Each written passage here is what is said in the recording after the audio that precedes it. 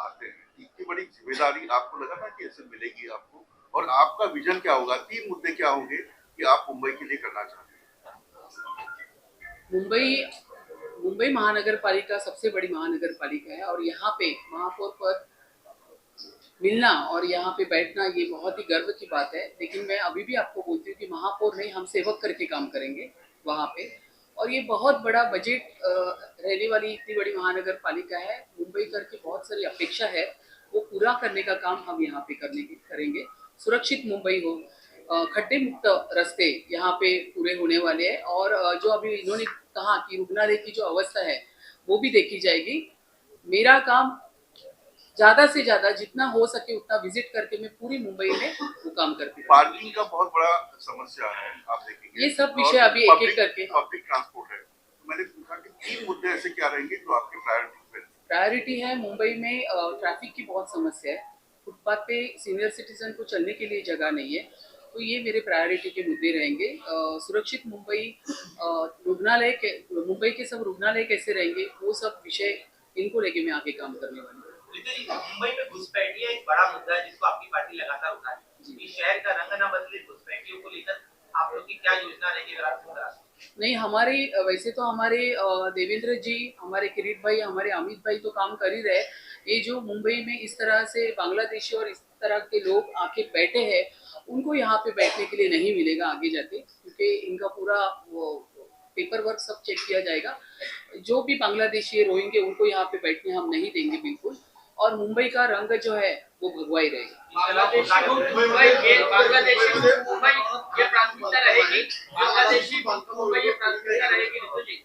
मुंबईचे अनधिकृत बांधकाम असू दे किंवा काही, एक तर तसं बघायला गेलं तर आपल्या महाराष्ट्राचे आपले मुख्यमंत्री देवेंद्र फडणवीस साहेब, उपमुख्यमंत्री एकनाथ शिंदे साहेब हे मुंबईसाठी सातत्याने काम करत असताना तुम्हाला दिसतात आहे। 2014 नंतर ज्या पद्धतीने मुंबईचा रंग बदलत गेलेला आहे तो तुम्ही सर्वांनी पाहिलेला आहे। जागोजागी रेल्वेचे मेट्रोचे जाळे या ठिकाणी होतात आहे, रोड कॉन्क्रीटचे होतात आहे। तर मुंबईचं काम करण्यासाठी आमच्या मुख्यमंत्री देवाभाऊनी आणि एकनाथ शिंदे साहेबांनी सुरुवात केलेलीच आहे। त्यांचंच विजन पुढे ठेवून आता पुढे आम्ही सगळे नगरसेवक जे इतके वर्ष 4.5 वर्ष मुंबई महानगरपालिकेत होते त्याचं पुढचं काम आम्ही पूर्ण करू। बांग्लादेश मुक्त मुंबई प्राथमिकता रहेगी क्योंकि आपने पहले दिन प्राथमिकता बिल्कुल प्राथमिकता रहेगी। बांग्लादेशी मुक्त मुंबई हम करेंगे। विधानसभेमध्ये ज्या पद्धतीने मुख्यमंत्री देवेंद्र फडणवीस काम करताय विरोधात आमच्या देशाचे आमचे लाडके पंतप्रधान आदरणीय नरेंद्र मोदी साहेब, महाराष्ट्राचे आमचे इन्फ्रामॅन, आमच्या लाडक्या बहिणींचे लाडके भाऊ देवाभाऊ आदरणीय देवेंद्र फडणवीस साहेब, त्याचबरोबर उपमुख्यमंत्री आदरणीय एकनाथराव शिंदे साहेब, उपमुख्यमंत्री आदरणीय सुनीताताई अजितदादा पवार साहेब, आणि त्याचबरोबर आमचे मुंबईचे अध्यक्ष अमित साटमजी आणि मंचावर बसलेले सगळे उपस्थित, त्या सगळ्यांच्या आणि माझ्या समोर बसलेल्या माझे सगळे सहकारी, महायुतीचे आमचे सगळे नगरसेवक यांच्या वतीने मी आज फॉर्म भरलेला आहे। आणि मला नक्की खात्री आहे की 11 तारखेला चांगल्या मोठ्या संख्येने हा विजय निश्चित आहे। तुमच्या सोबत महाविकास आघाडी महायुतीचे अनेक नेते असणार आहेत, विजन काय असणार आहे? यापूर्वी सुद्धा अनेक महापौर झालेले आहेत, पण ते शिवसेनेच्या होत्या। अनेक आरोप सुद्धा या दरम्यान झाल्याचे पाहायला मिळाले। एक जवळपास अमितजींनी सांगितलं 44 वर्षानंतर भारतीय जनता पार्टीचा महापौर या ठिकाणी विराजमान होणार आहे। 100% लोकांनी पूर्ण विरोध करून, जसं अमितजींनी सांगितलं 3ही पक्ष एकत्र आले होते, तरी सुद्धा एक 50च्या वरी त्यांचे नगरसेवक जिंकून आले। हाच कौल मुंबईकरांनी दाखवून दिलेला आहे आणि हा संपूर्ण कौल आम्हाला दिलेला आहे, महायुतीला दिलेला आहे। भारतीय जनता पक्षाचे आणि महायुतीचे प्रत्येक नगरसेवक काम करत होते, मेहनत करत होते। कोविड काळामध्ये जर कोण दिसत होतं तर फक्त भारतीय जनता पक्षाचे नगरसेवक, महायुतीचे नगरसेवक दिसत होते। म्हणूनच या ठिकाणी मोठ्या संख्येने महायुतीचे नगरसेवक आलेले आहेत आणि 100% जो 25 वर्षाचा ह्यांचा भ्रष्टाचाराचा जो कारभार होता तो आम्ही संपूर्ण या ठिकाणी उखाडून काढणार। किशोरी पेडणेकर यांनी तुम्हाला शुभेच्छा दिलेल्या आहेत, प्रमुख विरोधक म्हणून तुम्हाला सभागृहात पाहायला मिळू शकतो। अजून अर्ज भरला नाहीये, त्याच्या आधी तुम्हाला मी त्यांचे आभार मानते, त्यांनी मला शुभेच्छा दिल्या। आपलं जे सभागृह असतं ते फार पारंपरिक आणि त्याची गरिमा आहे। त्या सभागृहामध्ये आम्ही सगळे नगरसेवक त्या ठिकाणी मुंबईचे ट्रस्टी म्हणून बसतो। मुंबईच्या हिताचा, सुरक्षिततेचा सगळा विचार त्या ठिकाणी केला जातो। माझी अशी इच्छा आहे की सभागृह चालत असताना पक्ष विरोध बाजूला ठेवून मुंबईकरांच्या सेवेसाठी आणि त्यांची पूर्ण सेवा करण्यासाठी सगळ्यांनी या ठिकाणी आपल्याला सहकार्य केलं. काही शिवसेनेच्या रणरागिणी समोर असणारे अर्थात महिला राज असणारे महापालिकेवर, त्याच्यामुळे दोन्ही बाजूंच्या रणरागिणी मिळताना तुम्ही तुमची रणनीती कशी तयार करणार आहे? शिवसेनेच्या रणरागिणी आमच्याच आमच्या तो गट आहे. शिवसेनेच्या रणरागिणी आमच्या बरोबर आहे. आमच्या बरोबर. तर बरंच झालं तुमच्या शिवसेना युती आहे ना भाजप. शिवसेनेच्या सगळ्या रणरागिणी आणि आमच्या भाजपच्या सगळ्या रणरागिणी आम्ही एकत्रच सभागृहामध्ये चांगला सभागृह चालवणार. मुंबईच्या हिताचे सगळे प्रश्न त्या ठिकाणी घेणार. ताई, पहिला मान जो आहे तो महिला महापौर म्हणून तुम्हाला मिळालेला आहे भाजपचा. काय भावना आहेत मनात? असं होतं का तुमच्या की मी महापौर बनेल? हा मातृशक्तीला विजय मिळालेला आहे. या ठिकाणी आलेल्या माझ्या सगळ्याच नगरसेविका जिंकून आलेल्या, मी मगाशीही सांगितल्या, सगळ्याच रणरागिणी आहेत, रणांगण जिंकून या ठिकाणी आलेले आहेत. तर त्यामुळे मातृशक्तीचा हा विजय आहे. रिझर्वेशन जे आहे ते सर्वसाधारण महिला झालेले आहे, त्यामुळे अर्थात त्या ठिकाणी महिलाच महापौर बसणार होते. आणि तुम्ही सांगितलं की पहिल्यापासून असं भारतीय जनता पक्ष हा एक शिस्तबद्ध पक्ष आहे. त्या ठिकाणी पहिलंच काही सांगितलं जात नाही. पक्षाचे वरिष्ठ जे निर्णय घेतात त्याच वेळी आम्हाला तो निर्णय कळतो. मुंबई महापालिकेवरती नाले सफाई असतील, मिठी नदी साफ असेल आणि कचरा साफ केला जातो, या संदर्भात पारदर्शकता येईल. हा 25 वर्षाचा सगळा कचरा आहे, हाच सगळा काढण्याचं काम करण्यासाठी आम्ही सगळेजण तिथे जाणार आहोत आणि सभागृहामध्ये हा सगळा आम्ही कचरा काढून फेकून देणार आहोत. आणि मुंबई महापालिकेची जे रुग्णालय त्याची दयनीय अवस्था आहे, औषधाची तुटवडा आहे, ह्या सगळ्याच विषयावरती, कारण कसं आहे मुंबई महानगरपालिकेमध्ये सगळे जे माझे सहकारी आहेत त्या सगळ्यांचे सजेशन्स येणार, ठरावाच्या सूचना येणार, त्या पद्धतीने सगळे विषय हाताळले जाणार. पण प्रश्नच नाही, मुंबई महानगरपालिकेमध्ये मुंबईमध्ये एक वेगळा बदल तुम्हाला आता ह्यावेळी दिसणार. रिंटू जी, पूरे एशिया में मुंबई का 40 वर्षानंतर एक पहिल्यांदा महिला महापौर म्हणून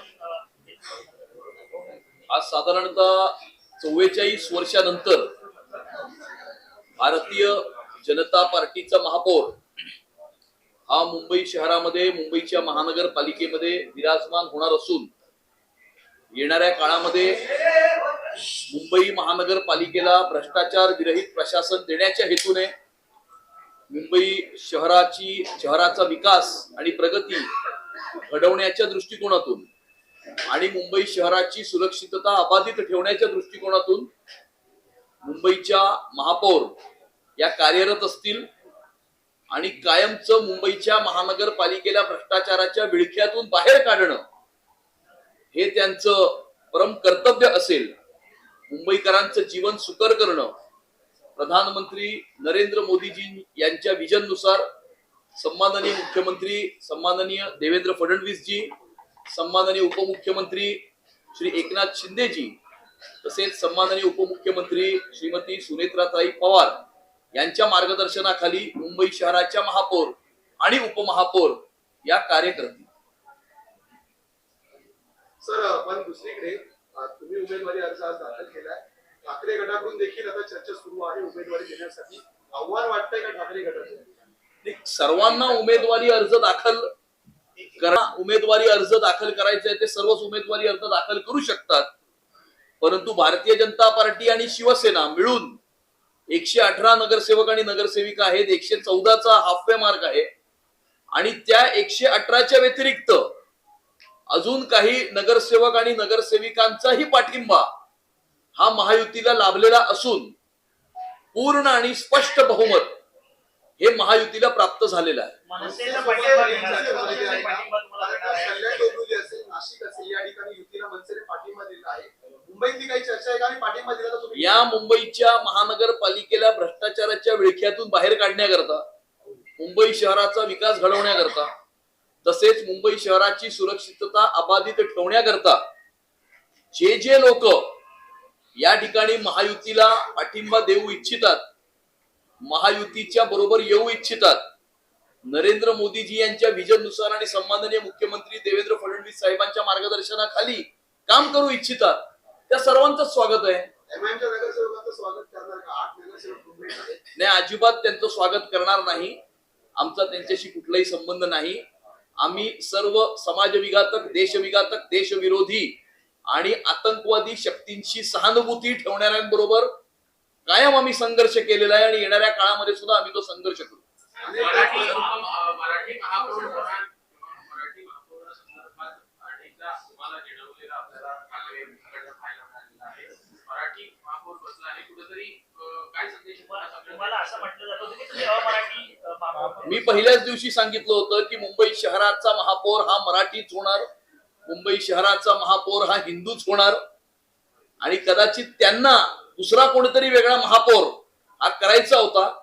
त्यामुळे त्यांचं कटकारस्थान हे मुंबईकरांनी आणि मराठी माणसांनी उधळून लावलेलं आहे आणि मुंबई शहराला हिंदू, मराठी, कोकणी, मालवणी महापौर हा लाभलेला आहे.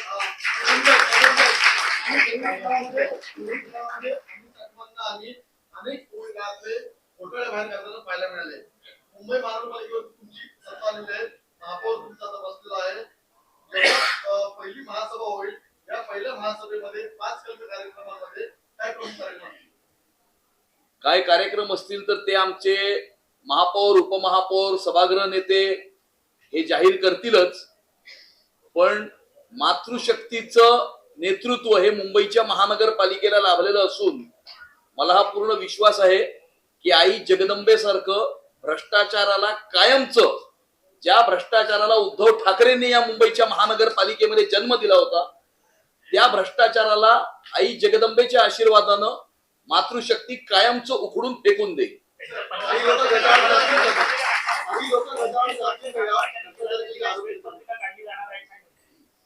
25 वर्षाच्या कारभाराची श्वेतपत्रिका चार्जशीट मध्ये आहेच, त्यामुळे आम्हाला काही वेगळी चार्जशीट करायची आवश्यकता नाही. पोलिसांनी मिठी नदीच्या गाळाची चार्जशीट ही दाखल केलेली आहे. अनेक लोक जेलमध्ये सुद्धा आहेत.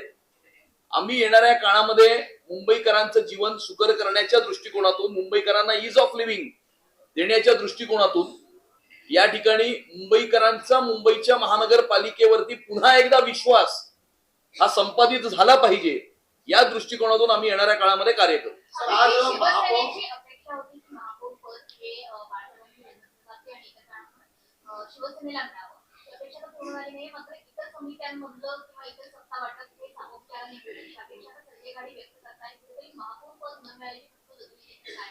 महापौर कोणाचा किंवा कोणाची होईल हे महत्वाचं नाहीये. आम्ही या निवडणुकीला महायुती म्हणून सामोरं गेलो होतो. आम्ही आधीच सांगितलं होतं की महायुतीचा महापौर या मुंबईच्या महानगरपालिकेवरती विराजमान होईल. निवडून आल्यानंतर आम्ही हे सांगितलं होतं की 118 नगरसेवक आणि नगरसेविका जे निवडून आलेले आहेत त्यांच्यापैकी एक कोणीतरी महापौर होईल. त्याचप्रमाणे त्या 118 पैकी महापौर झालेले आहेत, उपमहापौरही झालेले आहेत. आणि त्यामुळे कुठल्या पक्षाचा महापौर किंवा उपमहापौर होईल ह्याच्यापेक्षा महत्वाचं मुंबईच्या महानगरपालिकेला भ्रष्टाचाराच्या विळख्यातून बाहेर काढणं, मुंबई शहराची प्रगती घडवून आणणं आणि मुंबई शहराची सुरक्षितता अबाधित ठेवणं हे क्रमप्राप्त आहे. कारण भारतीय जनता पार्टीचा कार्यकर्ता कुठलंही सत्तेचं स्थान किंवा अधिकाराचं पद प्राप्त करण्याकरता काम करत नाही. आम्ही समाजामध्ये उभ्या असलेल्या शेवटच्या माणसाची सेवा करण्याकरता काम करतो. समित्यांचं वाटप कधीपर्यंत होईल? कारण मुंबईकरांना प्रतीक्षा आहे की आता कारभार सुरू होण्याची बहुमत तुम्हाला दिलेलं आहे, मात्र समित्यांचं वाटप रखडल्यामुळे कुठेतरी कारभार पण रखडला अशी चर्चा सुरू. कुठलंही कशाचंही वाटप रखडलेलं नाही. सगळा टाइम टेबल तुम्ही MS कडनं घेऊ शकता, कारण तो त्यांचा अधिकार असतो. ते जसं टाइम टेबल घोषित करतील त्यानुसार समित्यांच्या निवडणुका, प्रभाग समित्यांच्या निवडणुका, सगळ्या निवडणुका पार पडतील. त्यामुळे त्याचं टाइम टेबल तुम्ही त्यांना विचारा. 1.25 लाखाचा उल्लेख, 1.25 वर्षाचा उल्लेख जो केलेला आहे या सगळ्या फॉर्म्युल्यामध्ये तो नेमका काय आहे? कारण एकनाथ शिंदे यांच्या शिवसेनेकडनं उपमहापौर पदासाठी 1.25 वर्षाचा उल्लेख आहे. तुमच्याकडनं मात्र तसा कुठलाही उल्लेख होताना दिसत नाही. नेमका फॉर्म्युला काय? नाही, असा कोणताही फॉर्म्युला नाही. त्यांनी असं ठरवलंय की त्यांचं उपमहापौर पद हे 1.25 वर्षाचं असेल, कारण त्यांना कदाचित अधिक कार्यकर्त्यांना काम करण्याची संधी देण्याची इच्छा असेल. आमचं असं काही ठरलेलं नाही. योग्य वेळी आम्ही जो निर्णय घ्यायचा तो निर्णय घेऊ. नगरसेवकांच्या बाबतीत सुद्धा अशाच पद्धतीची भूमिका राहणार आहे का? राष्ट्रवादी तुमच्या सोबत येण्यासाठी तयार नाहीये. स्वीकृत नगरसेवक साधारणपणे कोणाचे किती असतील त्याची आता चर्चा नव्याने. स्वीकृत नगरसेवक हे संख्याबळानुसार ठरतात. त्यामुळे ज्याचं जेवढं संख्याबळ असेल तितके स्वीकृत नगरसेवक त्या पक्षाला मिळतील. अभी जी नीति में बताइए